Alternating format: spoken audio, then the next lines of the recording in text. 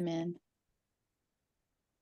Okay, well, thank you everybody for being here. My name is Scarlett Sims. I am the Artist Services Manager for the Arkansas Arts Council. And we are a mostly grant-making institution. We give out roughly $1.8 million to individual artists and to organizations, nonprofits, not-for-profits, and tax-exempt organizations. So even if you have a church or a library, even a city government, you may be able to apply for some of the grants that we have, or we can connect you to those other entities that might have grants that are more specific for you. We are part of Arkansas Heritage, which means we have sister agencies like the Arkansas State Archives, which is great for storytelling. This is one of our many programs that we do. The GetSmART learning series is supposed to be for professional development and to help you connect both with each other and to skills and to maybe opportunities that can help you succeed. To that end, I do want to point out that this year, our Individual Artist Fellowship Awards are open in the categories of memoir and novel writing. So if you're an Arkansas artist who lives and works in Arkansas and you have a novel or memoir, you are eligible to apply. And that is a $5,000 grant that requires no outcome on your part. And I'm gonna go ahead and let Shawna introduce herself. She was instrumental in helping us with the comedy panel that we had just this past spring for the individual fellowship awards. Yeah, I'm like, it was a little cool-ish. Yeah. I don't guess it gets cool. But anyway, thank you, Shawna. I'll let you talk now. Okay. Yeah. Thank you, Scarlett. Hi. Yeah. My name is Shawna Blake. I am a comedian, storyteller, and professor. So yes, I was excited to help with the comedian grants earlier last spring. That was a really cool process. So definitely apply for that if you're a writer. Yeah, so hi everybody. I wanted to just jump in here. I see a lot of you, see a lot of your faces. You certainly can live however you'd like. I do want to take a quick moment to introduce everybody to each other here in this situation. So what we're going to do first let me know if you can't hear me at all. I've got iPhone or AirPods in, and sometimes they cut in and out. So let me know if you can't hear me. Just yell at me or wave at me. But first of all, like I said, that's who I am, comedian, professor, storyteller, person. My name is Shawna Blake. Boring fact about myself is I really like chicken and dumplings. That's a boring fact about myself. And then I ask that all of you, whenever you feel the spirit move you, just go ahead and introduce yourselves to us. I know that's tricky sometimes to do on Zoom, but we could just go down the order of the screen so that I can help facilitate that. So Edgar, I see you first on my list. So if you'll tell us your name, a boring fact about you, and a reason that you're kind of with us today, what you want to get out of this class. Okay, well, thank you all. I'm delighted that you all arranged this, and I'm glad to be here. I'm Edgar Russell. I remember so much about my past. It's frightening. And the reason I'm taking the class is that I'm here to learn, but also I find, because I've been a teacher also, that I learned from the students. So I think I'm looking forward to sharing information today. Great. Awesome. Thank you, Edgar. I think Laura, you're next on my screen. Good morning. I'm Laura, and my name really has been Frankenstein since I was born. So in a way, that's a boring fact, but it's also made it essential that I have a sense of humor. Maybe also because I was a family physician. I find that boring, but I had to be humorous about being Dr. Frankenstein.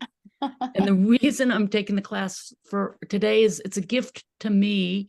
I don't plan to be a comedian in public necessarily, except humor's the way I get by. And a lot of times when things are really rough, I feel in my journal, which is now on iNotes, and which now is always in poetry, I feel like I'm a stand-up comic for myself. Although my new audience is a 5-year-old who I've been taking care of since birth. But anyway, this is a gift to myself, and I'm grateful, and I look forward to learning from everybody. Yay, that's awesome. Welcome, Laura. Thank you. Next on my screen I have, is it Sansi? I may have said that wrong. You can. You actually said it right. Thank you. Oh, yeah. Yeah, you said it perfectly, which is Awesome.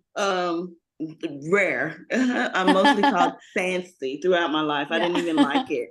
But yes, Sansi Richardson. I'm in Little Rock. I'm a friend of the Art Council and the art world in Central Arkansas. I guess boring fact is, it's hard to say that. There's nothing boring about my life. I love that.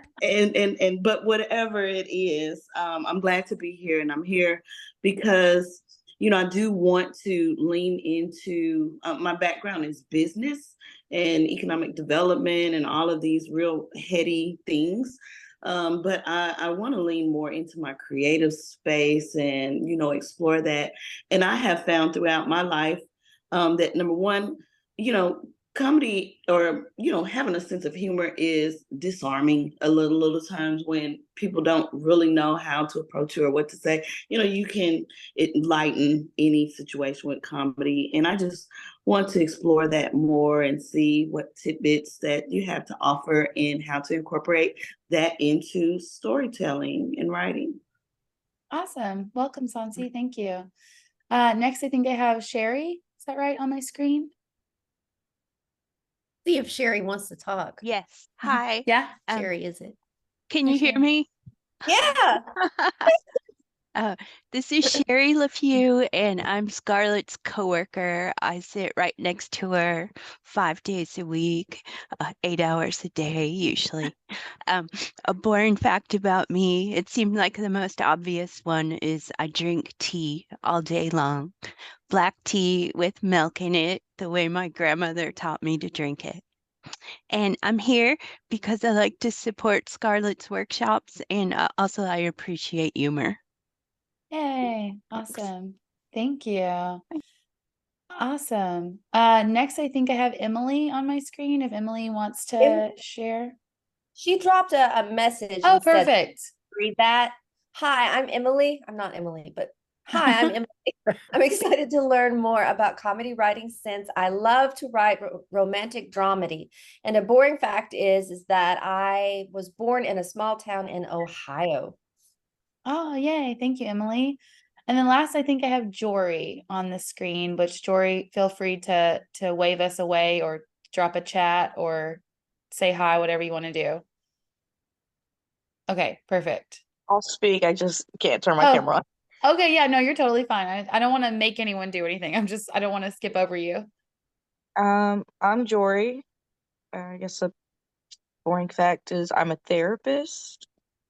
My reason for taking this class is I kind of gave up on my dream of pursuing creative writing and getting my MFA. And I'm doing this whole therapy thing, and it's just like I want to get back to my creative side. Like this is not fulfilling me. So any tips, any help, any classes I've been taking, I've been joining in, trying to connect with other writers and see what they're doing. Just really trying to get back into the craft. So, yeah. Yeah, great. Awesome. Thank you. And I have Jacob in here too. Friends call me Cobb. Boring fact is I'm very busy with a full-time job. I'm a full-time student and a full-time dad. I've been working on a science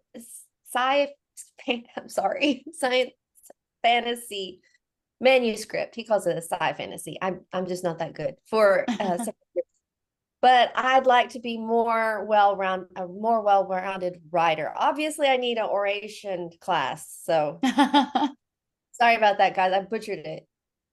We got it. We got it out there. Yeah, thank you, Jacob. Okay, the only person I see that I haven't heard from is Lynn, right? If Lynn wants to share, feel free. If not, I accept that as well. Just going to give you a second to make sure I'm not skipping anyone. Okay, perfect. Okay, great. So welcome everybody. Thank you so much for being here. This is my best laid plans. We'll see how it goes. But I kind of just want to give a quick overview. So I want to discuss stories and storytelling a little bit. our purpose of sort of like what this kind is, right? There's so much comedic writing spans so many things, but kind of what we're talking mostly about here, generate some story ideas, have some moments or scenes where you kind of do it for a second, actually start working in small groups, talk about stage fright a little bit, story structure, ideas, story breakout workshop, resources and next steps, and a Q&A. I put Q&A in there just for anything we haven't covered, but feel free at any time. If I'm talking about something and you have a question or a comment, let me know, in the chat. Oh, hi, Lynn. Oh, perfect. Thank you. Glenn says, glad to be here. To learn more. Boring fact is I have to use chat because I can't unmute right now. Okay, perfect. Thank you, Lynn. So yeah, again, at any time, feel free to interject if I'm saying something that's confusing or you just have something to add. All right. So I wanted to start with this quotation by Ira Glass. Great stories happen to those who can tell them. I really like that a lot because I think sometimes we all think about when something bad happens or embarrassing happens in our lives, it's just a terrible nightmare, and it can be. But I also think that if we reimagine it through a comedic lens, it can be great in a way, right? It can be something that we kind of take power back and we go, actually, I'm telling the story now, and this is how I see it, and I see it as a positive thing. And I think that also this quote helps us remember that even if you don't think, my life is the most exciting thing that everyone wants to hear about, great stories happen to those who can tell them, meaning you can find humor and excitement in a lot of different ways. It can be a really small, mundane moment, but if you tell it right, it can be the most exciting trip to the grocery store anyone's ever heard about. So either way of the spectrum, right? Either major, dramatic, terrible, awful, or weird things are happening to you, or nothing that crazy is happening, but you can find ways to make it exciting. So both of those things I think are really important to remember. So the first thing I want us to do, I want to show a short story. This is about 5 minutes long. This is by comedian John Mulaney. So maybe you know him, maybe you don't. I really like him as a comedian. And this is a story. So I want us just to kind of watch it and then do a quick, let's talk about this as a comedic story. So if you can't hear it, let us know, but we checked it earlier and it was working. So let's see. I wanted to tell you one story. Okay. So that is John Mulaney. And so I always tell my, when I have storytelling students who are new storytellers and I show them this, I go, please do not think that that's what I expect of a first-time storyteller. That is a professional comedian. That's probably the 1000th time he's told that story, right? But I like it as an example of just a story, kind of like what we were talking about of, that's pretty mundane to a lot of people, just like going to a diner and doing this silly thing with a friend. But as a storyteller who knows what they're doing, right, that takes on a new life. So what do we think about this? You may love it, you may not care for it, but if you do, what was working in the story? Edgar, do you have something to share? Yes, I think that the whole routine goes from twist to twist, because when he says the best meal I ever had, and you think he's going to talk about the food, but what he's talking about is doing a stunt and playing what's new Pussycat over and over, and then the twist of but we put in one, it's not unusual, and then so you see the reaction building in the diner, and then finally the management, who doesn't really care, unplugs it after 11 plays. So he's taking you on a journey, but he's twisting where he's going. You never really know what's going to happen next. You think you do, and then he surprises you. Yeah, absolutely. I think that is such a good point to notice about that. So it's misdirection, right? So something about comedy in general, when you kind of break down comedy, is a lot of it is sort of twisting expectations, right? Like you set up, if you're looking at just like a joke, a lot of times it's the setup and a punchline, which at the setup, it makes you think you're going one way. And then that's the surprise is where the humor comes from. It's like, wait, what? And so that's what he does really well in this story is he says the best meal, right? And then we never talk about food. So immediately we're going a different direction than what you think we're going to go. And another key detail here too, that we can see from this story is about structuring your story and the order that you put things in. You don't always have to tell a linear story, right? Like we could have learned that we put in 7 plays of What's New Pussycat and 1 of It's Not Unusual, and then more What's New Pussycat at the beginning of the story, but that would not have had the same effect, right? As holding that detail back. So sometimes the order that you tell your stories in, you can play with, because it wasn't confusing. No one was like, I'm tricked and I'm confused. It was just holding that detail back until the right moment really added to the comedic element of it. Yeah, good. What else was working? Lynn says great delivery builds suspense, right? Yeah, absolutely. We don't know kind of the point of the story. So there's suspense all the time. It's like, what is about to happen next? What else do we like about this story? What was working? Shawna, Mhm. I liked how he honed in on the character, especially the father that was about to lose his mind. Mhm. I felt like that he provided a specific character that I was waiting to see what he was going to do or how he was going to flip Yeah. out in the story. Yeah, absolutely. I love the dad character because you can see very clearly that is a scene that we like are in with him, right? Like we can really see that guy. I think he described him as he looks like he just got a 7-day chip from anger management, right? Like that's a very vivid picture of that guy with his kids jumping around and like you can tell he's about to snap, right? And so that I think that's a very fun way to describe, like, which we'll talk about in here a little bit more is analogies and similes and metaphors and things like that, and just like painting pictures, because we really need to see that dad for that to be funny. Like you can't just be like, there was a guy who was kind of mad and then you move on. Like that doesn't do anything for us. Yes. The Emily says the conflicting intentions of messing with them versus the diners wanting a peaceful meal. Absolutely. Right. So that tension is there. Like the diners are just trying to eat. They're trying to cause a disruption. The characters, even the employees who are completely over it. Yes. The employees are another great character moment. Because it's like, they're just acting like this is just their regular life. Like here we are, this is what we have to deal with all the time. And it's like not even affecting them, which is a very good contradiction to the anger management guy and the other diners who are like losing their minds. Good. Anything else that we see that we like?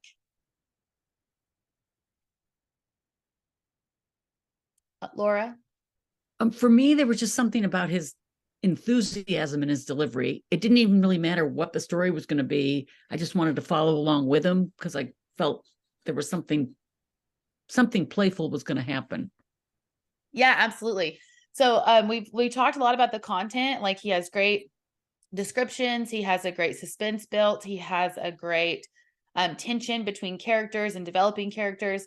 But another thing about it is the delivery, right? So especially if you are, and a lot of you are here for different reasons as far as how you want to incorporate comedy.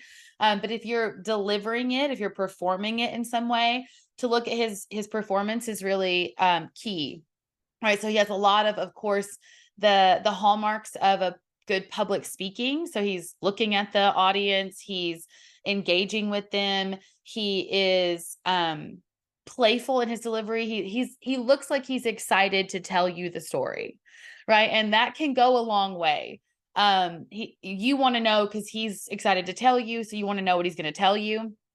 He has a lot of very intentional pauses built in, right? So you can see that it's not like he's forgotten what he said. He's pausing for a reason. He's building that tension. He's adding that suspense, doing the things where he's like, it starts very quietly and then he like sings out the song, mimicking the diners and moving around the space. Like all of those things are really useful. Okay, yes. What you think each time it plays. Emily said like it's a really long song. That's a good description. 2 Johns going to a restaurant. Yes, I do love that too. Yeah, so I think that's really important to notice too, the delivery of what he's doing there. Anything else that we want to hit on? Okay.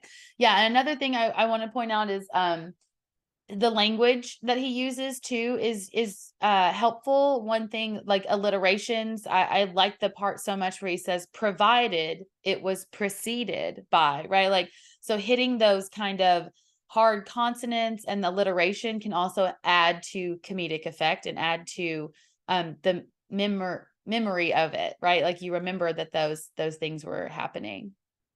Good.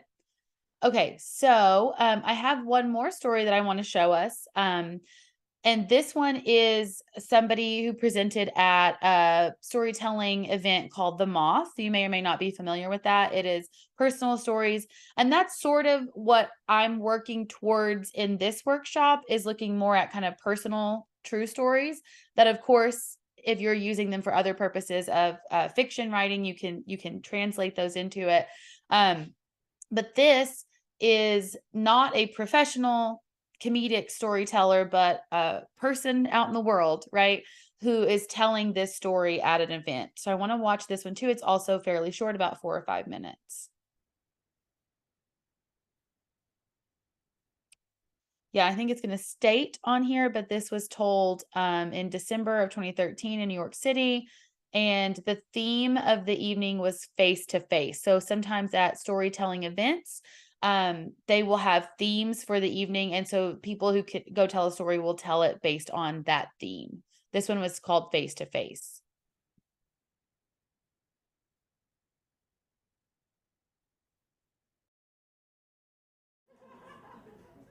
Okay, so I'm in 4th grade, going to 5th grade, and it's the end of the summer, and I'm getting ready for school. And I got my school supplies, my school clothes, my super cool new lunchbox, the new J's on my feet, you know, the new Jordan sneakers. I'm set. There's only really one thing I'm missing. And you know how, like, when you're a kid, you don't really care how your hair looks? Like, you don't really take care of your hair. Like, you don't really comb it or wash it. Or maybe that's just me. So at the end of the summer, my hair was kind of just like this thing on my head. And it was terrible. It was revolting. Like, nobody wanted to look at it. And so everywhere I'm going, my friends are like, yo, Alfonso, you need a haircut. My sister is telling me you need a haircut, you know? My mom's kind of corny. She said, I'm going to get you a haircut before you go to school because you look like a fool. You know, that's what she said. And so one day, and I'm kind of just like, yeah, you know, I agree. I need a haircut. So one day, I go to my cousin's house, and it's my older cousin, and my other cousin around my age. And so I'm sitting there, I'm playing video games with my other cousin around my age, and while I'm playing video games, I kind of notice my older cousin kind of staring at my hair. And all of a sudden he says, you know I could cut your hair right for free. And I'm like, really? Really? Because that'd be great. My mom's she said I need a haircut before I go back to school, so this'd be awesome. And so I didn't really know better. Like, nobody was there to say, stop! This guy is not a licensed barber. He's not qualified to cut hair. This is not what he does. It's just not. And so my cousin takes me to the backyard, to the garage.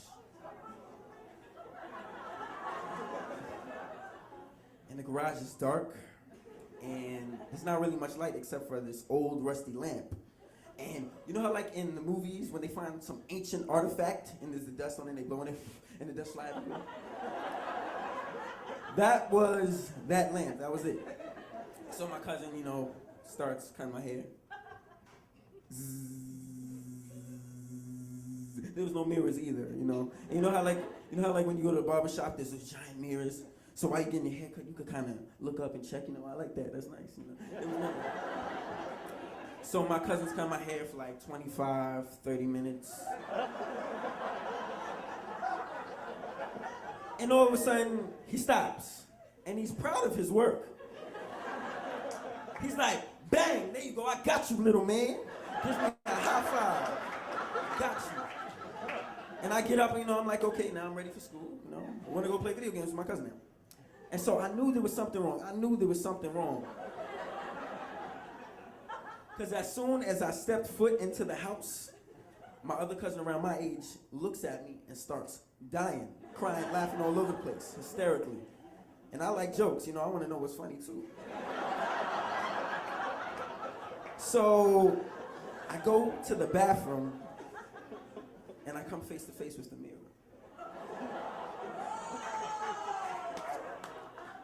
I couldn't believe what I saw, guys.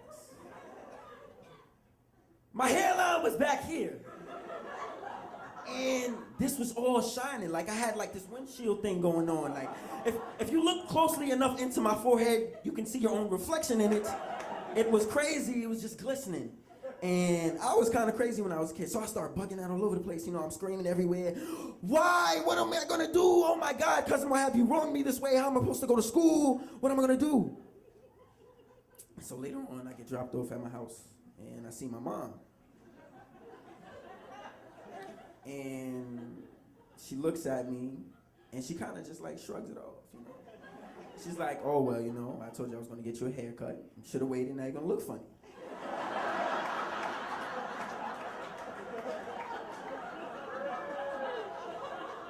And so that's what happened. I looked funny for the first 2 to 3 weeks of school. People laughed and made jokes.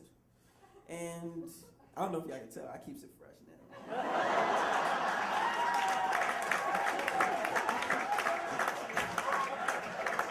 So basically, I trusted my cousin once, and I will never trust him again for anything.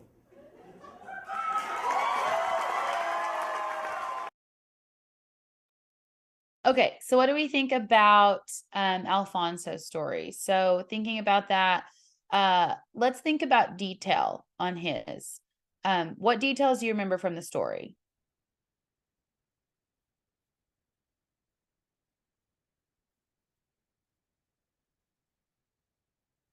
Emily says, I like jokes. I want to know what's funny too as a kid. Yeah, I think that's a great part, right? Like I'd love to know what's funny. Like cause that like lets us know, it's one of those times where we can zoom out and we can see, right? Like what's happening and we can kind of see it from his perspective, and the audience is like taking on the other people's perspective, and we know, but that doesn't make it less engaging, right?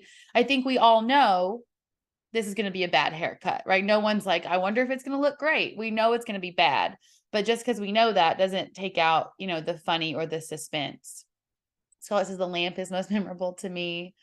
Yeah, the dark room looked like a windshield. Yeah, good. Other details?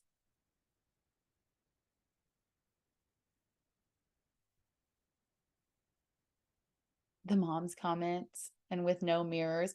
Yeah, the no mirrors is a very good detail, right? It's like the juxtaposition of an actual barber where you go get a haircut versus this garage situation is great. Specific details to add in.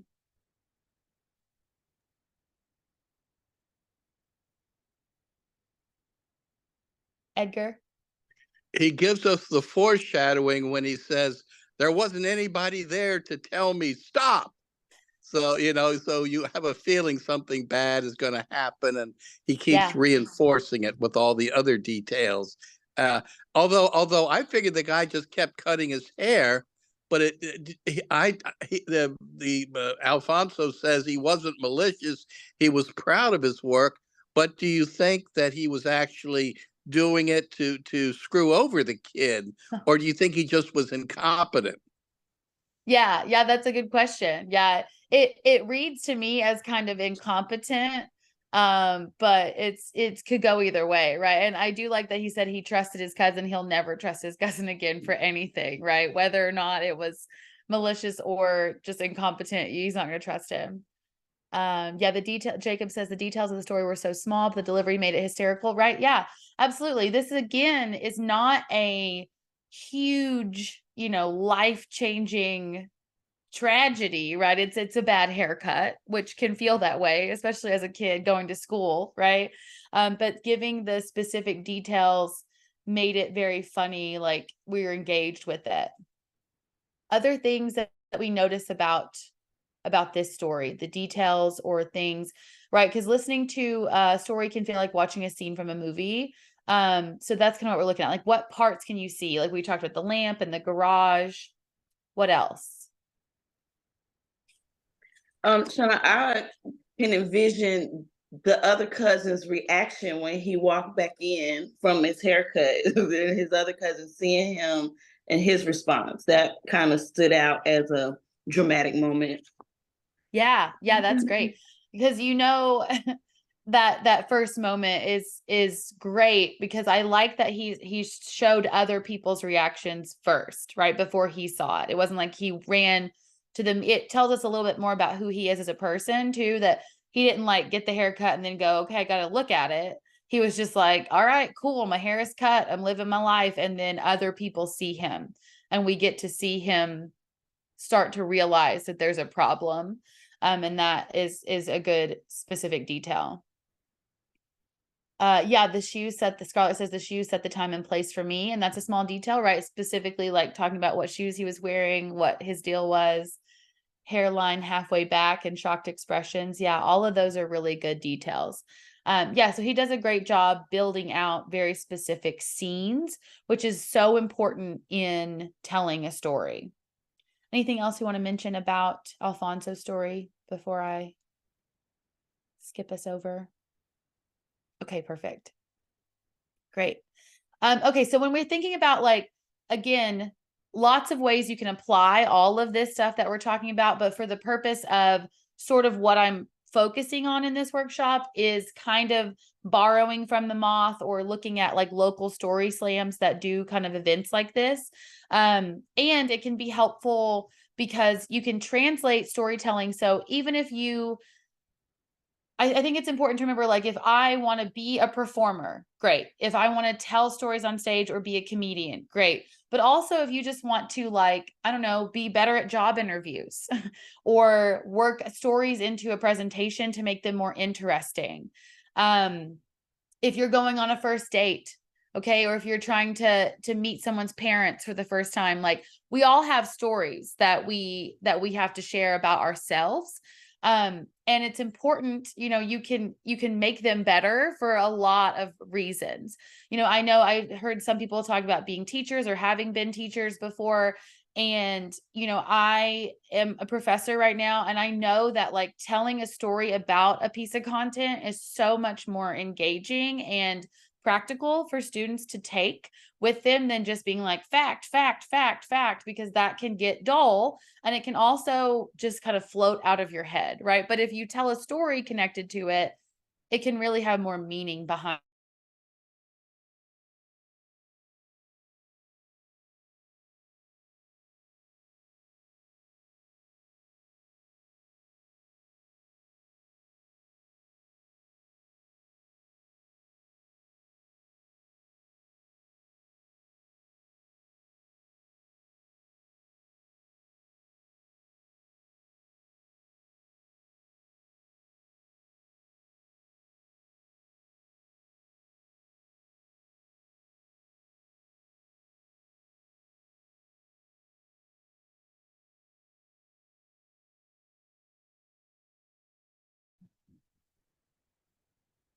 Sorry, everybody. I lost my view of you all for a second. And I was like, I need to see you if I'm talking to you. Okay. Sorry about that. So you need to, in order for it to be a story, when we're thinking about stories, there needs to be a change. So you need to be a different person in some small way or large way, right? So if there's no change, it's not really a story. It's going to be more of kind of an anecdote or a general bit of a fact about you. So when we think about Alfonso, how was he different? What was the change that took place in his story?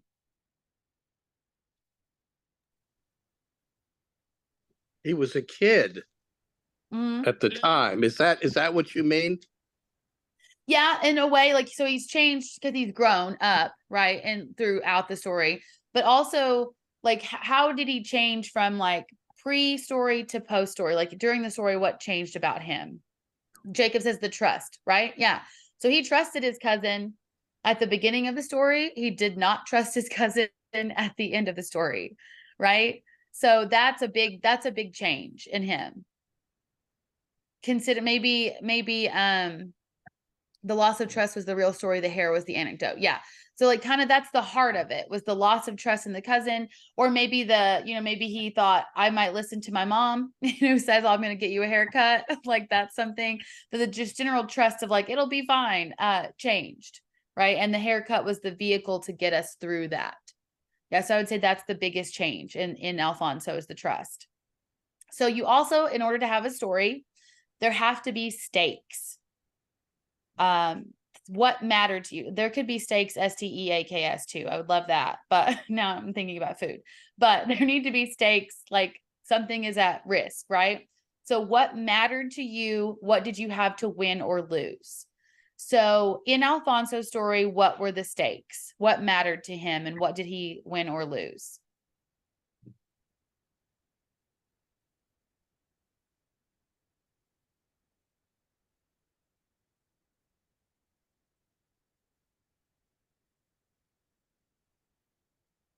Well, Laura? certainly his appearance, his haircut, or how he looked Yeah. at the world.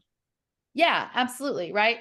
And the stakes, I mean, there can be multiple different things, right? There's not necessarily a right or wrong answer, but yes, I absolutely think it was that, right? Because he's about to start school, right? And in elementary school, middle school, like your haircut being wrong, like the stakes are very high, right? Like it feels very intense that if you go to school looking like an idiot, yeah, school reputation, right?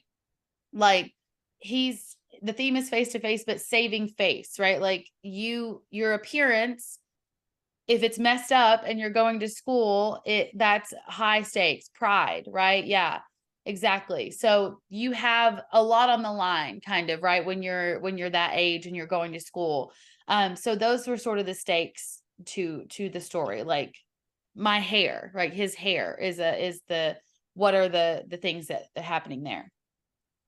So there needs to be change in some way. There need to be stakes, because if there are no stakes, then there's no tension. And with there's no tension, there's not really much of a story, and there's less opportunity for comedy. Because if it's like none of this matters, then what are we doing, right? There's not a lot of a point to it. And then the third thing to think about is scene versus summary. This is a really big one. So the scene is where you have vivid senses, descriptions, you put us there, right? So we are zooming in and we are like developing this out. We need to be able to see this moment. This is the father at the table with the anger management chip with the kids bouncing around. We're zooming in and we want to be there with you. Versus summary, which is the stuff we don't really need to know. Like we're going to skim it. We are going to skim right over the top so that it's not bogging down the details we really need to focus on. So when we think about the either story, right? So the John Mulaney story, like I said, the example of a scene would be like zooming in on the dad. What is some of the stuff that we did not need to know that was skimmed over or not really addressed in the Salt and Pepper Diner story? Do we have any examples of that? Those are harder to think of examples because we didn't really need to know them. Laura? We don't know if the two kids had anything to eat or what the Yeah. diner was serving. We don't know anything but the food. I'm in the food business these days, so maybe that's why that's what I noticed.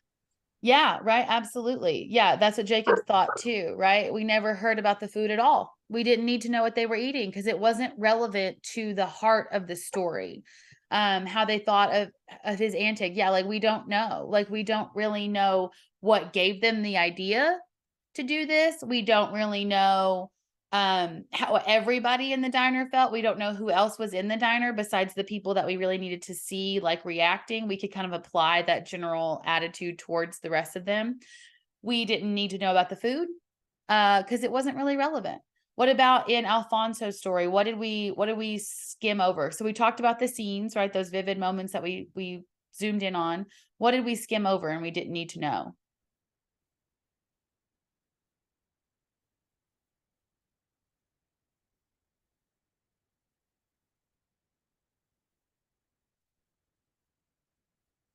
Any thoughts? Chat, got something? The actual town or the location? Yeah. We didn't know the specific town. We didn't know the specific school.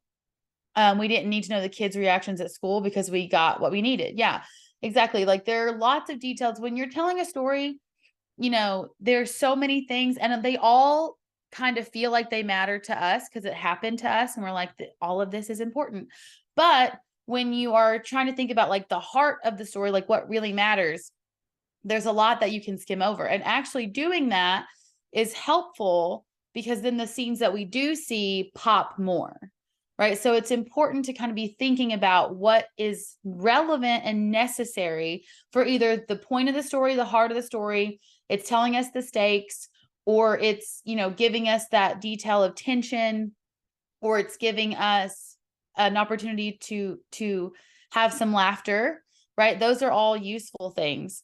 But the yeah, we didn't know what the cousin looked like. We didn't need to know all the other characters. Like we got enough about the cousin through his actions, right? We don't know what his hair looked like. We didn't need to know really because that his hair wasn't important. It was what he was doing. He was giving the haircut. So scene versus summary is important to think about. And then being yourself is really important because it's your story and you're the heart of it. And you are the only one who can tell your story in that specific way, right? Like you're the only individual this could be possibly coming from. So if like you want to be yourself and come across as yourself, right? So when you're performing on stage, a lot of the times, some of the best performers are those who can be themselves, but then just like, you know, performance version of themselves, if that makes any sense. I think about, because when I do stand-up comedy and I tell stories on stage, I think of what I'm doing as just being myself, but turned up to 12, right? Like you're just going to turn up the volume a little bit because you still want to be you, but then put it across out there in the best way that you can. Yeah. So you want to keep that in mind. So you're still you. And I also think it's really useful, especially if you're doing it like in a job interview or a date, that's you, but your best face forward, right? Or you're doing it in a lecture or doing it in a class of some sort. It's like, I'm still trying to be the person I am. I'm not going to like go be a different person now, but I'm going to maybe edit out or like turn up the details that I think are more useful or interesting. So you're trying to still be yourself. Okay, so typically when I think about doing a workshop, which is not exactly what we're doing today, but it's sort of on the edge of that. I think it's just important to remember when you're telling stories and when you're listening to stories in general to listen actively, right? Because you definitely want to like give yourself your attention to those who are telling a story, because that's really important. And you want to practice confidentiality always. So if you're ever listening to someone's story in a workshop setting or just, you know, as a friend, obviously you don't take their story and tell it to other people unless they want that, if they're telling you to do that. And you want to take care of yourself and other people. So it's important to remember it's your story, your choice. Anytime you're thinking about getting feedback from someone on anything artistic or creative, right? It's your story. It is your choice. It's ultimately you decide. You just take the tools, right? Like if I ever give feedback to someone, I'm like, this is what I would suggest. These are the tools I would use to help you edit yourself, but your choice. It's your choice to make always. This is an important one too. I think that I borrowed from The Moth, and I think it's a good philosophy when you are engaging in a creative endeavor that's personal. Scars versus wounds. So that means that if you're telling a story, especially if you're telling a story live publicly in front of an audience, it is better to tell a story from a scar standpoint than an open wound, meaning you have experienced this trauma and you've processed it. And this is maybe part of your processing it of writing a story about it, but you feel like you can put it out in the world and you're okay now. Versus a wound is like you are actively in pain from this experience right now. Like it's hurting you right now. And so I think it's important to kind of think about, oh yeah, writer groups that Scarlett mentions in the chat. That's great. The reason for that is just to take care of yourself, right? Because if you put it out there and it still hurts you and like the audience doesn't react in the way that you want them to or expect them to, that could hurt you more. It's also to protect the audience, because if you are talking about something really traumatic, but you've processed it and then you can look back at it and kind of make it lighthearted or make it interesting or make it entertaining for the audience, then they're like, okay, well, look at them, they've processed this. But if you're just then you're kind of trauma dumping on the audience, and they feel like, I don't know I don't know what to do, right? It's very difficult to laugh with someone if they're not laughing, they're still actively in pain, you know? So I just think if you're going to write a creative piece or tell a story in a performance space that is something that was difficult for you, make sure that you're okay enough to now look at it in a comedic light before you put it out there in the world, just for those couple of reasons. Receiving a trauma dump is very cringy, Jacob says. Yeah, absolutely. I go to a lot of open mics as a stand-up comedian, and a lot of comedians do very much think of comedy as therapy. And I think that's absolutely correct in some ways, right? Like it is therapeutic to do comedy, but it's not therapy. So you want to make sure that you're not just throwing out terrible stuff at an audience and being like, here you go, without having been able to go, okay, this is what's funny about it. So it's important to keep that in mind. So I think it's just protecting yourself and the audience when you think about what stories to tell. Okay, so let's take a moment to generate some story ideas. So these are going to be some prompts, and I'm just gonna, we can send out this PowerPoint, and this has some of these that you can spend more time on later, but I want to give us a space for a second to just generate some brainstorm ideas for stories that you might want to work on and tell. So I'm going to give us like a minute for each one just to get it going, and then you can always come back to these. So right now, start with, I am the kind of person. Whatever comes to your brain when it says, I am the kind of person, write that down, jot that down, keep that in your brain somewhere. I'm going to give us some space to talk about or think about that for a second. So I am the kind of person, whatever comes to your brain.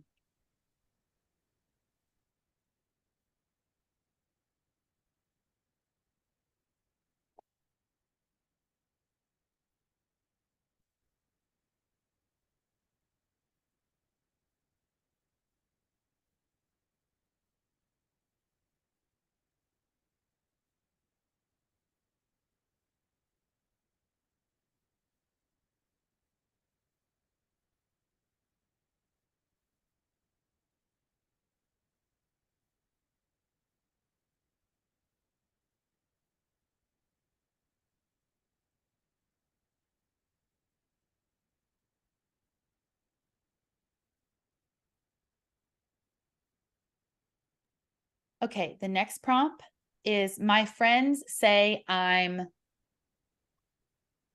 write that down, whatever comes to your brain. My friends say I'm.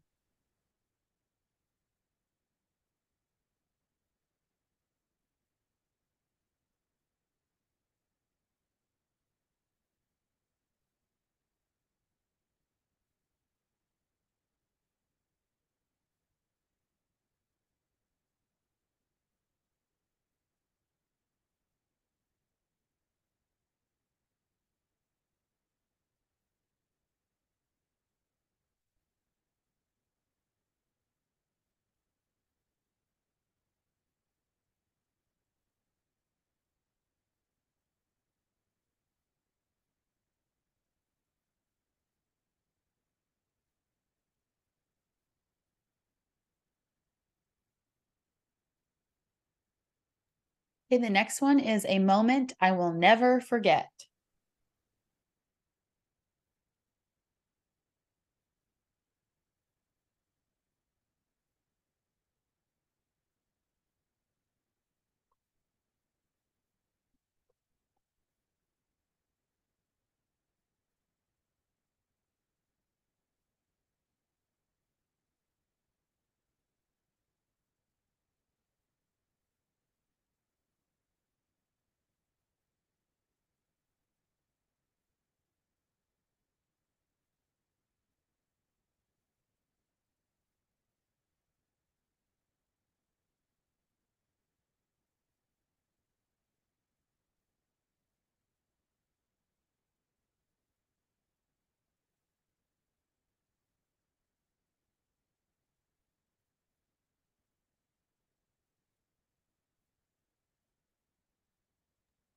Okay, and the next one is things changed for me when.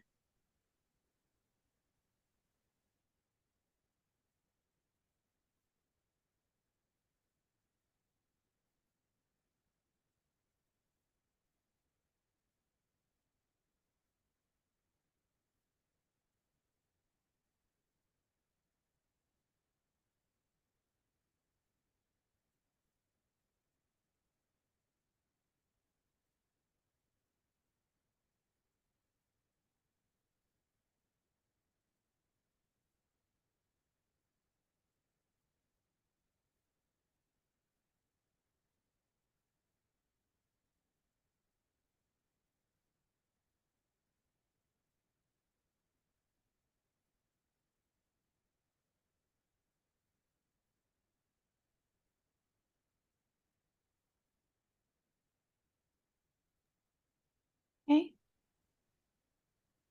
This one, the next one, I also want to take a second to do. If you have a piece of paper and you want to, it's easy to draw a quick T and then kind of write it on one side.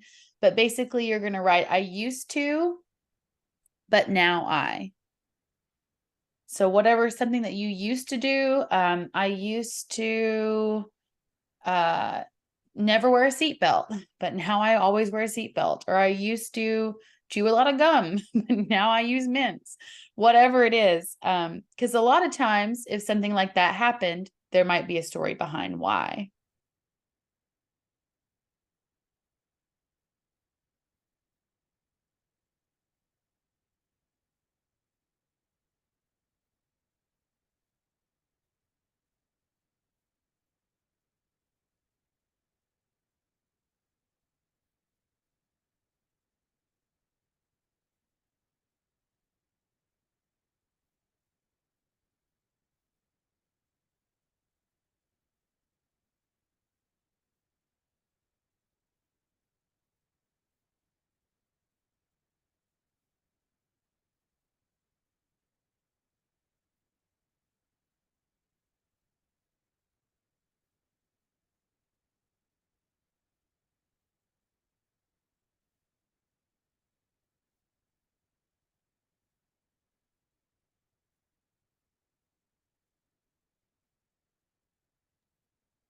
Okay.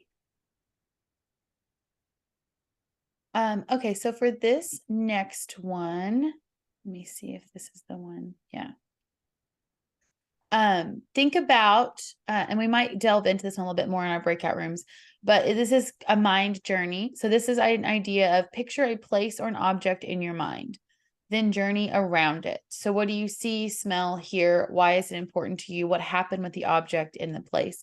So this is one of those moments where we're looking at scene and we're diving into it. So just picture a place or an object in your mind. So like a place that you know really well, or a specific object, you know where it's located, and then go around it in your mind. What do you see, smell, hear? Why is it important to you? What happened there?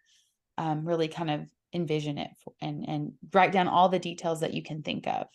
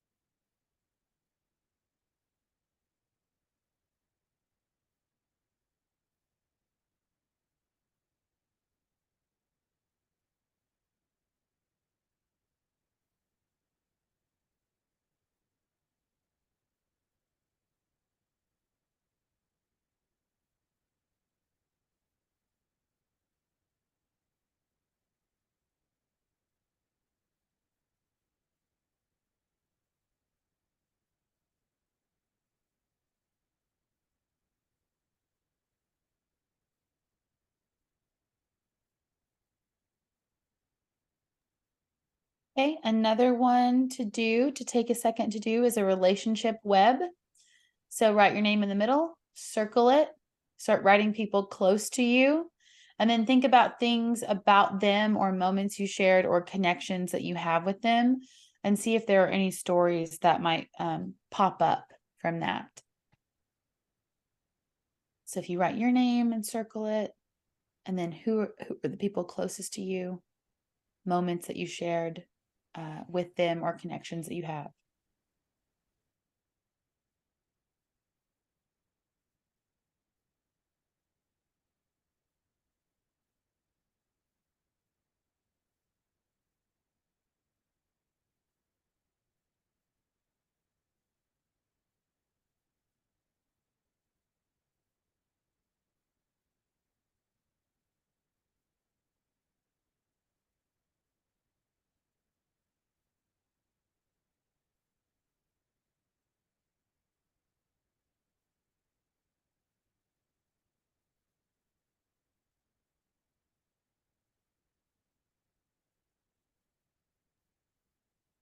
That's a good question, Scarlett. Do any our participants have stories already in mind that they plan to try to get to during this workshop? Do we have stories that we're wanting to tell?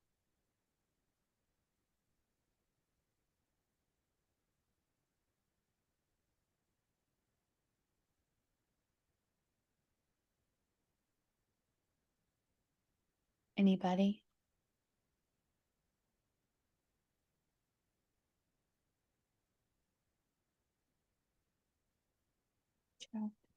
Possibly Edgar, yeah. Yeah, just check it. That's a good question, right? I don't want to sit here and generate ideas all day, which we're not, because I'm going to make sure that these come out to you if you have stories that you want to like think about generating. But yeah, these are all another time, like a time you did this, a time you did this. This will be really helpful for you to think about generating stories. So, yeah, so those small moments that stand out in your mind, I want you to take a second to jot down those moments. So some of them you might have already looked at when we were like small moments, details, scenes you remember. So choose one of like these small moments. And now, because this is a comedic storytelling idea workshop, if you have long-term how I tell family stories or write them, Laura says, yeah. Oh yeah, so like thinking about family stories specifically, Laura. Yeah. I like that. So think about a moment or a scene or like an anecdote that you have, and spend like a couple minutes. I'm going to give you like 3 minutes to write out all the details and the thoughts that you can about that. So like, this is the moment. What were the 5 senses that you experienced? What sight, smell, sound, hear, touch, all those things, emotions that you had around it. So yeah, if you have like this is definitely a silly one or a funny one, feel free to share that. If it's just like, this is a thing that really stands out in my mind, then maybe you can think about how to make that more humorous if that's the goal. So I'm going to give you like 3 minutes to write down all the details. And then I want us to go into smaller breakout rooms and share those out with each other for about 10 or 12 minutes. Does that make sense? Anybody have questions about what we're doing? Speak now. Okay. So I'm going to give you 3 minutes, get it in your brain, write down the details, and then we'll share.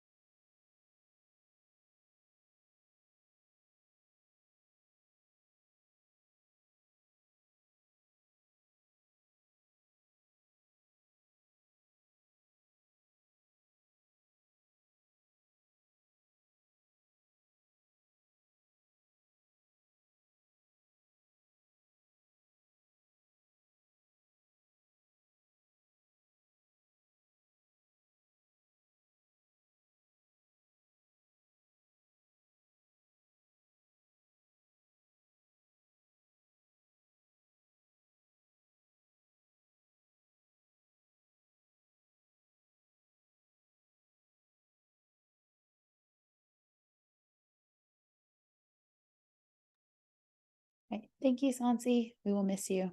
Okay. So I'm gonna open up rooms really quickly for breakout rooms. So if anybody is like traveling and just listening, that's completely fine. I think I'm just going to put 2 rooms. That way, in case some people aren't able to participate, like we'll still have enough people, right, to discuss. And then I don't know if it's going to put me and Scarlett in a room, but we can certainly hop in there, I think, once they're made. So I'm going to open those rooms. So during the rooms, when you move over there, just kind of take a couple minutes for each person to share out their scene. And then if you want to talk about it and give feedback or ask questions about the scene, do that. We'll come back in 10.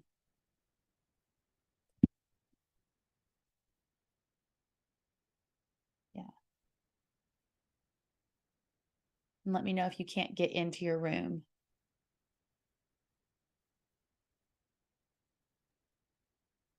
I'm supposed to go to a room, right? I just I go think to a so. room? Yeah, I think you can just hop in one. Because I don't think it assigned us a room because we're the co-hosts. So We I have think so you much should, power. yeah, I think you can just join one. If you want to join one, I can join 2. And then if anyone Okay, needs us, they can come back in. sure. Okay, let's do that.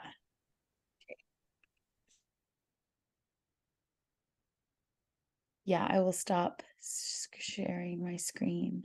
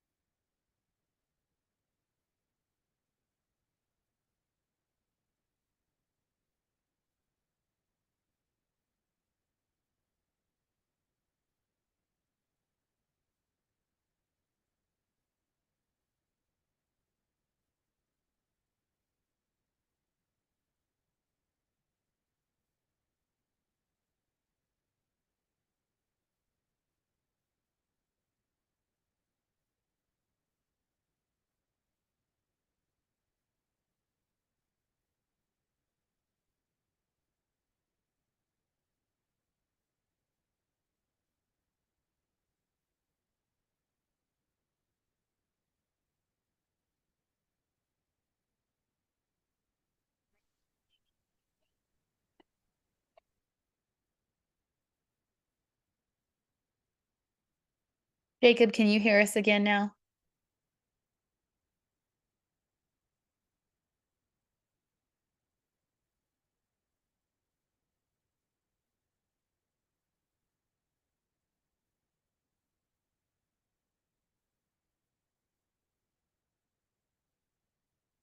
I guess I should be talking to make sure that you can hear us.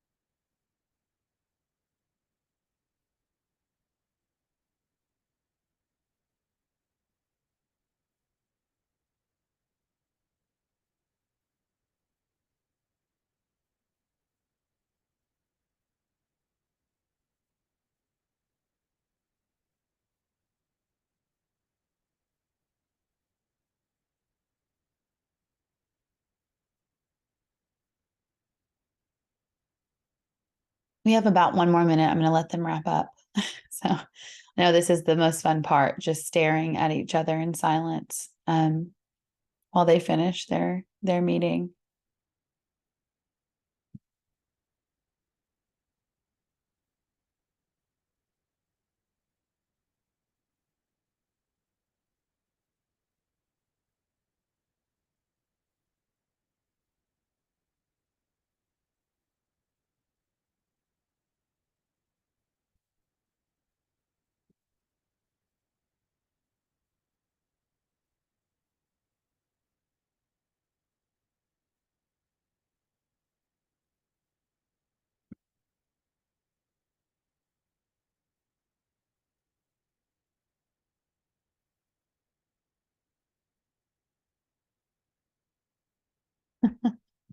Yes, that's great, Mark. That's accurate. Can be.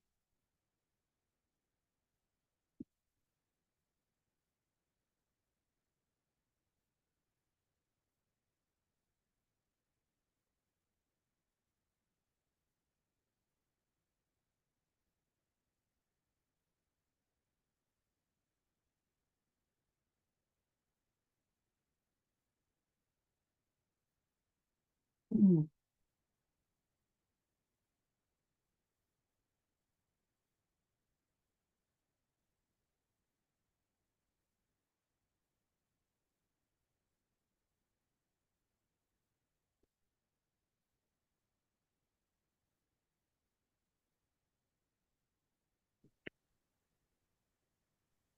Okay, we back?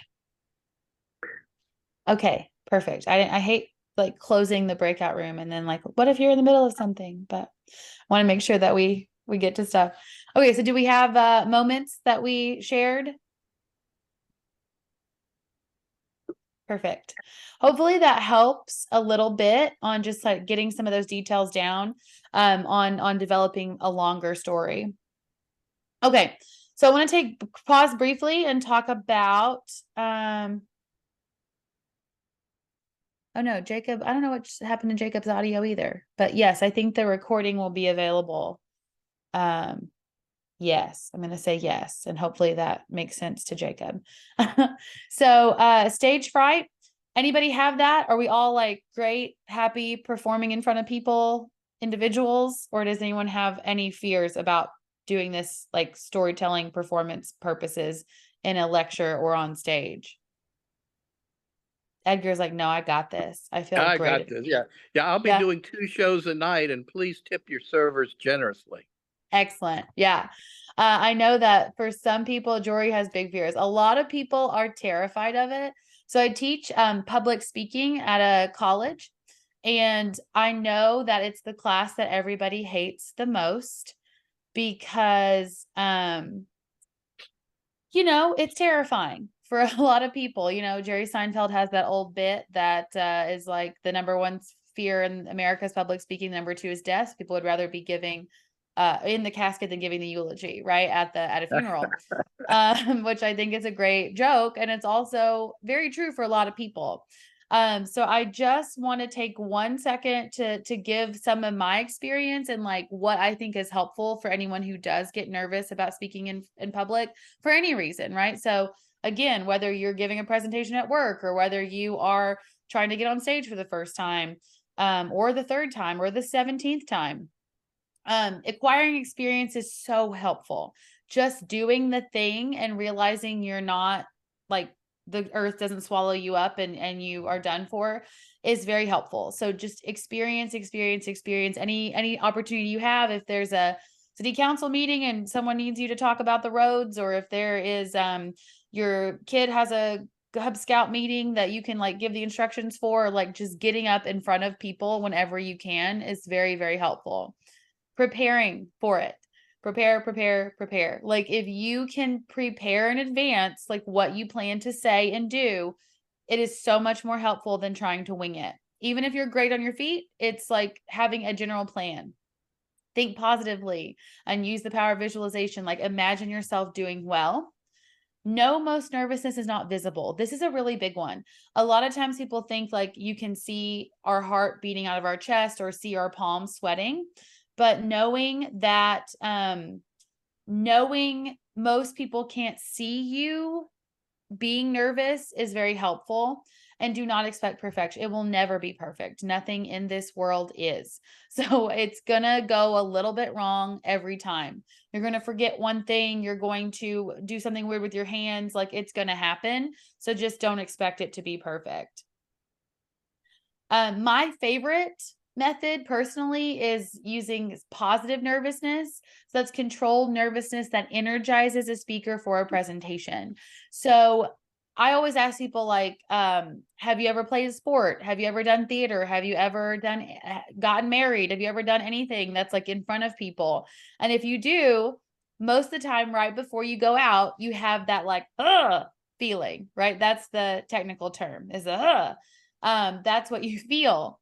And if you do not feel that at all, what does it mean usually? If you do not feel any kind of at all,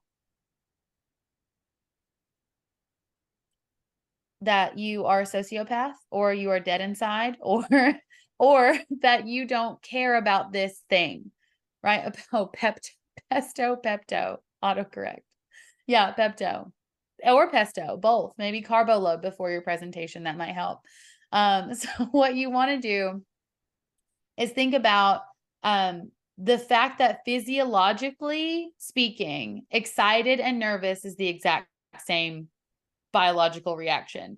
Like maybe your hands shake, maybe you sweat, maybe you have to pee, right? I usually not TMI, but that's usually me. I'm like, you always feel a little bit wonky, and that means you care about the outcome. Like you want to be successful, you want to succeed, you want the audience to have a good time, you want the people to learn the information, you want to win the game, you want to get positive reviews, right? Like you care about the thing. And so knowing that helps you.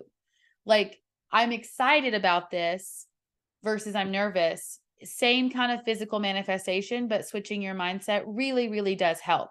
I promise it helps. Like, think about how excited you are. Okay, back to story structure and comedy stuff in that story. So story structure, there are lots of ways to think about a story. We talked about stakes. We talked about summary versus scene. Those are all important things. We talked about a change happening. If you want to look at a story structure, there are lots of different people who can talk about story structure. But this is kind of my favorite for this element of telling personal stories and comedic stories. You got to have a you, need, go, get, return. That's the general story structure. I'm going to go over each of them. And again, stop me if you have questions, comments, concerns. So the first part is the you. You. Audience meets a person. That person is you. Who are you? What is your everyday life? So when I think about telling a story, and this is on stage, but it can also be through writing, the very first thing that we need to know is who are you? because that really helps us understand the rest of the story. Now, yes, you can be revealed throughout the story, more details about you, but usually like when you're telling a story to your friends and family and it's like, oh, this is a very funny, silly thing. They're like, oh, that's Laura. That's how she is. We all know her already, right? And that kind of helps add to the humor of the story, and that adds to understanding the story because we know who you are. If you're coming in cold to an audience of strangers who do not know you, how can you quickly let us know who you are? Right? So that's a kind of a good, important key thing to get out there really close to the top. Now, if you watch a lot of stand-up comics, a lot of people will start with like, I know I look like so-and-so and so-and-so had a baby, or, I look like blah, blah, blah. And they kind of give like this is what I look like. Because that sort of breaks the ice a little bit, and it's a quick joke, and it also like lets them know kind of how they see, like, I know I see myself through your eyes too. Which you can have feelings about that either way. Some people are like, that's boring, or everyone does that. Maybe you skip it. Some people like it, and so I don't think that there's a right or a wrong answer there. But I'm not saying you have to say a joke about your physical appearance, but you do need to give us something about who you are. And that can be really, and also who you are related to this story, right? So if you want to say something like, I have never been on time for one event in my entire life, right? Like that kind of lets us know something about you, right? That tells us like who you are as a person. Like there are people who are like, I'm 30 minutes early to everything I'm supposed to do. There are people who have never been on time. There's a spectrum, right? But that gives us a little bit of information about your personality. And if your story is about being late or being early or like something out of the ordinary, that can be useful for us to kind of know who you are. So you want us to know that pretty quickly. Make sense? Questions about that or comments or anything like that? Because I think it's important to establish something about yourself pretty early on that will be useful to us for the story. So the next we have the need. You need, go get, return, the need. So the need is for the purposes of this story. What do you need? If it's a sandwich, why do you want that particular sandwich? Why are you so hungry in a developed world that struggles with obesity? Why did you skip lunch? Why did you skip breakfast? Like, what is going on with this? Like, what do you need? Because this is sort of going back to there are stakes involved, right? You need something. So what is the thing that you need? Right? So if we look back to Alfonso's story, for example, he established pretty quickly, right? He said, when you're a kid, you don't care about your hair, right? And then he kind of made a joke about, oh, was that just me? When you're a kid, you don't take a shower, like it's a very, we get who he is, and we understand like his personality through that. Because some kids would say, how when you're a kid, you think every second about your hair, right? And your appearance, because that's a different thing. He said, I don't care about it. What did he need? He needed a haircut, right? And so that is something that we established that he needs specifically. And you kind of want to be pretty specific with this. Like this is a physical thing that you need. Sure, it can also be I need validation, or I need acceptance, or I need, we can zoom out. But like, what's the thing that you need in the story? Like concrete thing. So he needed a haircut. Next, you have a go. So we need things all the time, but we don't always go to get them, right? Like we have like a general, I need to do that thing, but we don't do it. So the go is what makes you go get that thing.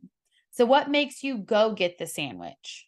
Like, what is it that actually triggers it to happen? What do you do to go get it? Like, how does that happen? How does that work? So in the Alfonso story, what was the go? Emily asked the question, what was the need in was it the first story, the John Mulaney story? Is that what we're talking about, Emily? I think. Yeah. Yes, the diner story. Yes. Thank you. I was like, finer story, first story, diner story. Gotcha. Yeah. What do we think that was? What was the need in the diner story? Anybody have a thought? There's not really necessarily right I mean, or the wrong. need was just to do the prank to. Yeah, I think so too. Right. So it's the need there is kind of like, oh, I want some entertainment in my life. I'm a 12-year-old boy who can't drive and doesn't have, money or probably, a girlfriend or whatever. I don't have things I'm doing. My need is to be entertained. And so I think that was the entertainment. It was their need. So, and the you, he didn't really establish as much, but I think that's partially because he's John Mulaney and everyone listening to him knows who he is already because he's already established. So you don't have to be like, I'm so-and-so as much as if you are just a completely random person at a story slam. But the need was, I do think, entertainment. Yeah. And then the go, I think for the haircut story is like my cousin said, I'll cut your hair for free. So that was like the inciting incident, kind of the go. For the diner story, I think it was, they got some money probably, basically like, here's the thing, I'm going to do it. Yeah. Questions, other questions about that? Good question, Emily. I think that highlights the difference too between like the stakes being higher or lower, right? Like the stakes for the diner story are pretty low. Like if I'm not entertained, I'm not entertained. But the way he built it up gave us like a sense of wanting to know what's going to happen next. And so the haircut also, the stakes are not incredibly high, but we feel like they're high. Good. Oh, cute dog, Mark. I wanted to say, if I see a dog, I'm very excited about it. Okay, so the you need go. Then we have the get. Okay, so the get is, how do you end up getting that sandwich? How do you get the thing? Is it as good as you thought it would be? In a good story, in a comedic story, most of the time, the lusted after sandwich is always a little dry and disappointing, right? So usually in a really good story, in a comedic story, the thing you want, the thing you go to get is usually like disappointing or weird or doesn't work out the way you think it will. Oh, okay. I know that, Mark. I know that vibe. My dog has been surprisingly good. I'm very excited for him today. He's breaking expectations by being quiet so far. Yeah, so the get, how do you end up getting it? So in the Alfonso haircut story, it didn't turn out like he wanted, right? He needed the haircut. He had the incident of his cousin saying, I'll give you a haircut for free. The getting it was a disaster, right? It was a really bad thing. The getting in the diner story, like it succeeded for them, right? Like what they wanted was successful. For everyone else involved, it was problematic, but they did get like reactions kind of and an entertained time. Yeah, questions or thoughts about any of this so far?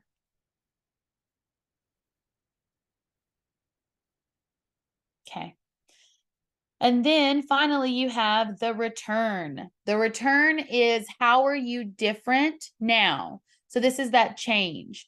How are you different now at the end of the story than you were at the beginning of the story? So, in the sandwich example, have you broken your diet? Will you ever want a sandwich again? What will you say to the person, who was terrible, who ruined sandwiches for you? It's just kind of thinking about like, how am I different? Right. And so the Alfonso story, I think he was very clearly saying like, I'll never trust my cousin again. That's how I'm different. I don't know that the diner story had a lot of growth and change for the main characters, because again, it was sort of just them wanting to be entertained, and maybe they learned. He did say like, I learned you can make grown men and women weep with tears of joy, if you play this song, if you play this other song first, right? Like I kind of learned something about humans, but not necessarily how to change themselves as much. But there was still some sort of takeaway from that story, even if it was smaller. So the return is like, how am I different now that I have experienced this? Well, how did I change over the course of that story? questions, comments, concerns? I was just about- going to say another tiny return in the diner story was how much he appreciated his friend for putting in that pause and saying, no, before we do the Yeah. additional one, let's put in this other song. I mean, so he Oh, appreciated yeah. his friend. Absolutely. That's a really good point. Like he said what a genius he was, right? Like he thinks of him differently now. He like respects his friend more. Can it be how did someone else change? Yeah, that can also be the case, right?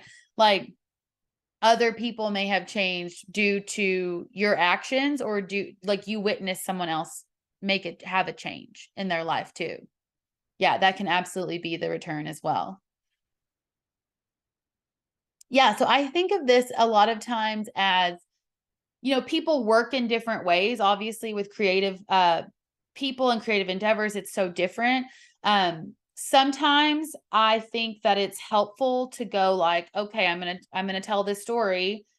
What's my need, go, get, return, right? Like, what are these things? And can I plug them in as beats and then fill in the details? Some people don't really work like that. They're like, here's my story.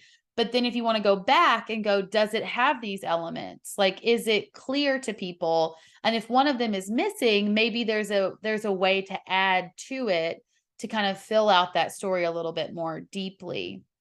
Because obviously in anything creative, if you don't have a clear, go, or if you don't have a clear thing, it's not like the story's not going to be, don't ever tell it to anyone. But I think all of these pieces, are very helpful in figuring out, is this a full story? Right? Like, and that I think is very helpful. Another thing to think about with stories is decisions. Every story hinges on decisions. So it's not a lot of times what happened, but it's also how you reacted to what happened. That really makes it a story. That really makes it pop, right? So if you are thinking also about the decisions that were made, like in the diner story, lots of decisions were made. The genius decision to put one, it's not unusual, and then go back to the first story. I mean, the first song, What's New Pussycat? I was like, what was the song? It already left my head. So that was a decision, the decision to do it at all, the decisions that all the diners made to react to it. But it was like, what were they doing? Right? Like what were they observing? How did they react to what was happening around them? That was really clear. So every story's decisions, how did you react to what happened? So it's really important to think about, like, as you're writing a story, think about what else you could add to it, the details for, like, how did I feel about that? What would have happened if I had made a different decision? How could I have reacted to this? Sometimes that's really helpful to be thinking about, well, here's what happened, but here's what I was thinking about doing. I was thinking about,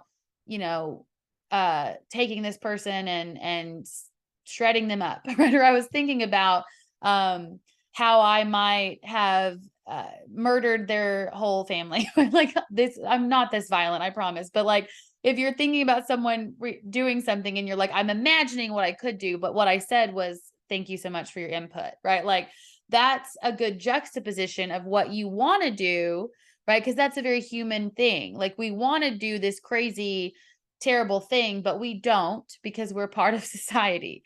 But most people think about these kind of like off kilter things, and you're giving voice to that. That's a connection point and an element of humor, right? So you can exaggerate things.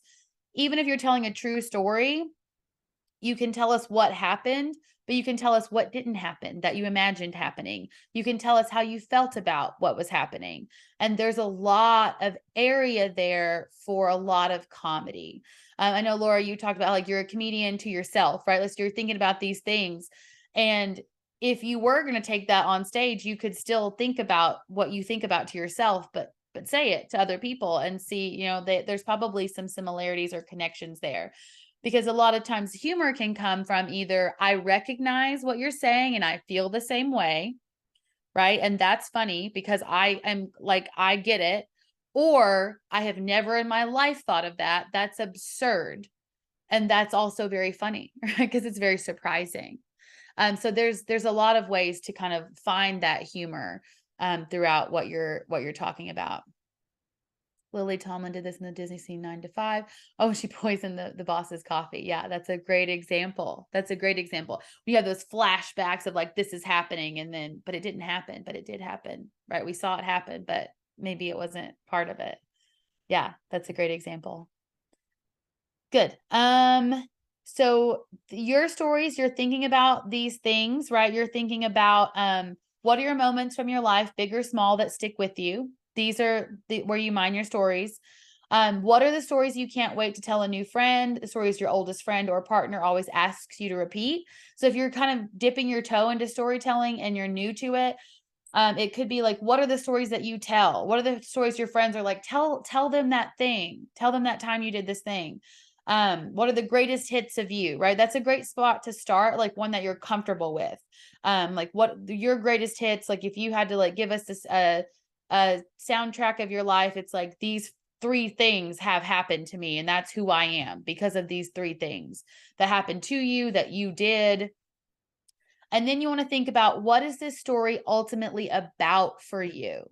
That's really important. Like, what is this story actually to you?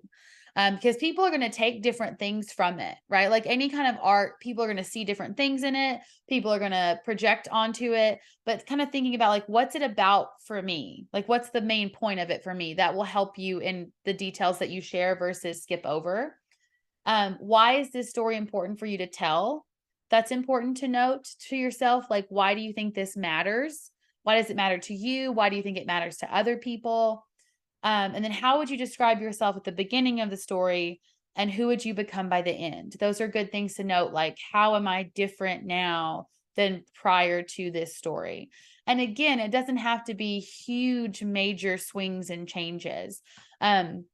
One of the first stories that I told, like I'm telling a story in public to people at a story slam, was about me maybe kind of sort of stalking my college professor because I was in love with him.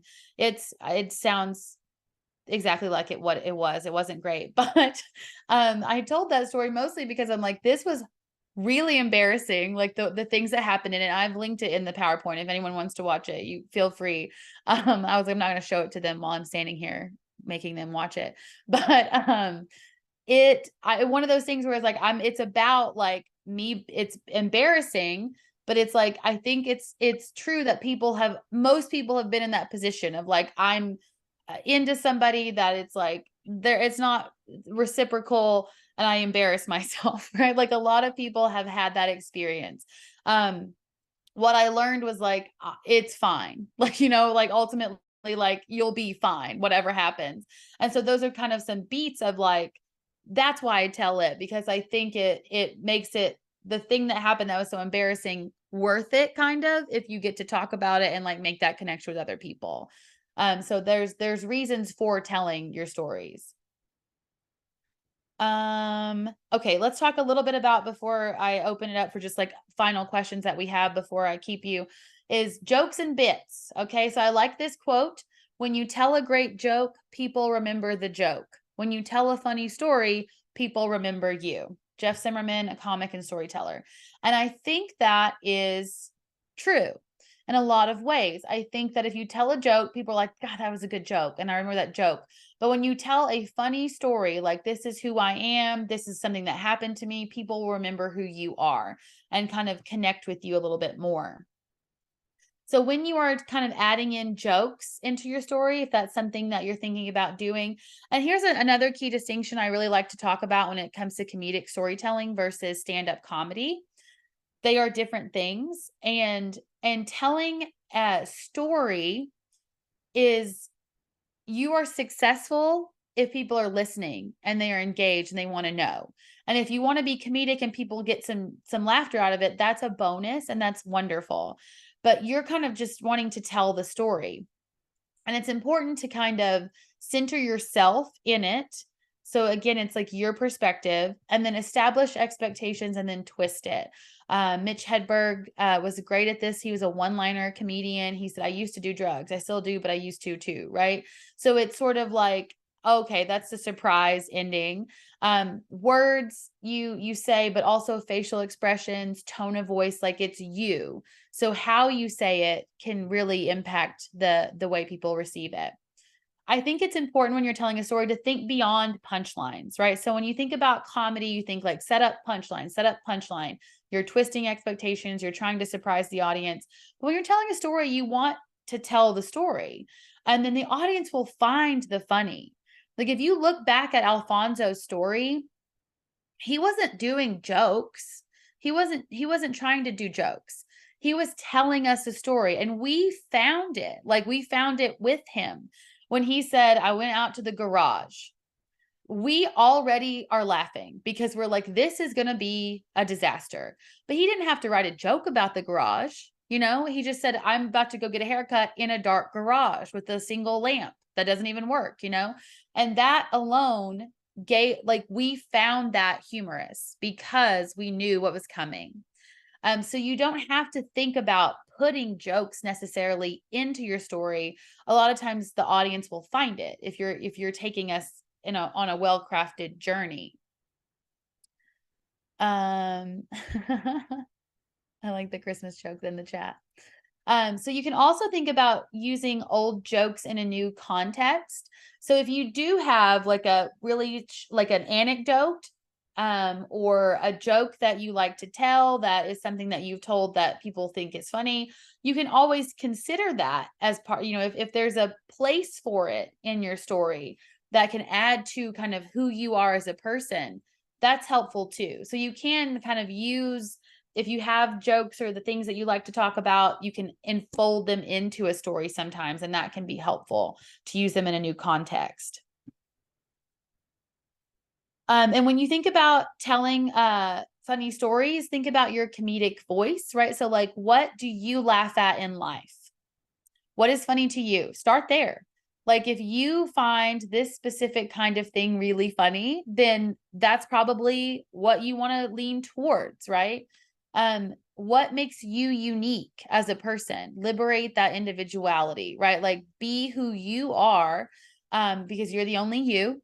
And so let that come out, right? Like what is unique about you, and talk about that. Tap into cultural perspective. So there's a quote, I'm not sure who said it, but it says all movies are cult movies. Because you're thinking about demographic wise, like your specific style and niche and the people that are going to like understand what you're saying and want to listen to what you have to say. Kind of lean into that, right? If there's something unique about you, if you are really into this one kind of bug, or if you really like, that's that part of that unique individual self, like mine that for stories, because that's going to be interesting. If you want to think about what you want to accomplish on stage, that can be useful. Like before you go on stage, if you're telling a story, you're like, what do I want to accomplish, right? Do I want people to laugh? Sure. But do I want people to connect to this thing? Do I want them to learn about this specific culture or aspect of who I am? Do I want them to feel a certain way? Think about that, and that can be helpful too. And then define your taste. Like as you kind of think about telling stories and listening to stories, that will be helpful to lean into it. The last thing, well, not the last thing, but the last kind of new thing before I look at it, is metaphors and similes and analogies. Oh my, right? This is a really helpful way to add in that humor into stories, because a lot of times how you describe something can give us a very specific insight into who you are and how you see the world, and also has a lot of elements for humor. So Patricia Lockwood in her memoir, Priest Daddy, looks at her father's man-spreading and sees thighs spread so wide it seemed there might be a gateway to another dimension between them. That's a very specific way of saying it. That's unique. That's kind of like, what? Like it's a little shocking that it wouldn't work if she was like, they were wide enough to have a truck there, right? Because like people say that a lot. So you want to think outside of cliches. In Richard's Trout Fishing in America, a roll of toilet paper is so old it looks like a relative, perhaps a cousin to the Magna Carta. That's a very specific way of saying it. Like he just got his anger management chip from that story earlier. Oh, Emily, thank you. Yeah, she shared something in the chat. That's really useful. So thinking about how you describe stuff, that gives it a little flavor of you. So sometimes if you're looking at a story and you're like, okay, I think it's good, but I think there's a couple, I don't think it's funny enough. I want it to be a little bit funnier. I want it to have a little more pop at this part. Is there something you can describe in a really weird, unique way that can add to the humor? Can you give us an analogy of what this felt like to you that's very weird and specific to you, that can add a lot of details of humor in? So when you kind of, to recap, find the direction or the overall arc of the story, like what's happening, thinking about the shape of the story, like is it a circle? Is it a wave? Is it multiple things happening? How does it look? How does it feel? What are the scenes we should dive in on versus what should we skim over? Is there a smaller story within a story? Sometimes you're telling a story and you're like, well, for context, you need to know this. Is that like a useful thing to kind of delve into? Tell it out loud, especially if you plan to tell it out loud. How does it feel out loud? Because written stories versus spoken stories are very different. Your delivery and your flavoring and the way you say things are going to change it up a little bit. So yeah, please ask questions. How did it make you feel? And then also last thing is time limit. So if you are in an area where you're telling a story in a specific amount of time, make sure that you adhere to that and think about the creative restraints of that are very helpful. Mark Twain's quote, "I didn't have time to write a short letter, so I wrote a long one instead," is so accurate for anything creative. If I give you 6 hours to go on, you can just tell us everything. But if I say you have 5 minutes, you're going to really make yourself pick out the important stuff. So think about time limits as well. So here are some just resources and next steps. If you want to contact me, my website, social media handle, the Moth is linked there. That has some storytelling stuff. Pay attention to stories in life, listen to them, practice and perform. Do we have questions with our 3 minutes remaining that you want to ask me or anyone else in this group? I have a quick question since nobody jumped in there right away. Yeah. You mentioned that there was a big difference between storytelling orally versus the written word. Could you give us a couple of comments on that, like how we can massage our stuff if we only want to do writing? Yeah. So I think in writing, you have a little more freedom for elaborating and like painting pictures and like giving us those details even more. Whereas in person, I think you have like, I'm going to use a facial expression. I'm going to like say it like with my tone, and that's going to change how we see it. So I think the details, you still want to be descriptive in a I'm speaking the story out loud to you, but you're maybe a little less flowery or polished, because part of an oral storytelling is like, it's going to be a little bit off. It's like, I'm telling a story to my friend here and you're hearing it, versus very polished, very, maybe you have to write jokes in specifically, whereas in a oral storytelling, you're kind of letting the audience find it a little bit more, and you are kind of giving us those nonverbal things a little bit more. So I think the length and the polish are going to be different on written versus spoken. Yeah. Edgar, do you have a question? Yes, my question is, what do you wish you had learned at the beginning of your career? That's a great question. Do you mean creative wise or like business of career wise? Well, if you've got 30 seconds, do both.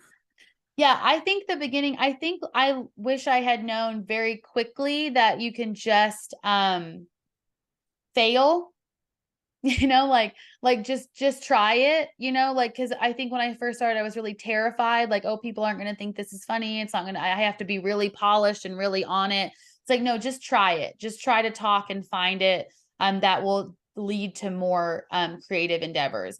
And then also just like go for it, right? Like if you're trying to get on stage, if you're trying to do things, like be prepared to fail, but know that it's going to be okay. You can come back from it. Thank you. Yeah. Any other questions? Did you say, hi Scarlett, hi, pleased to meet you. Hi. Did you say you've done a book? I love stories and stuff.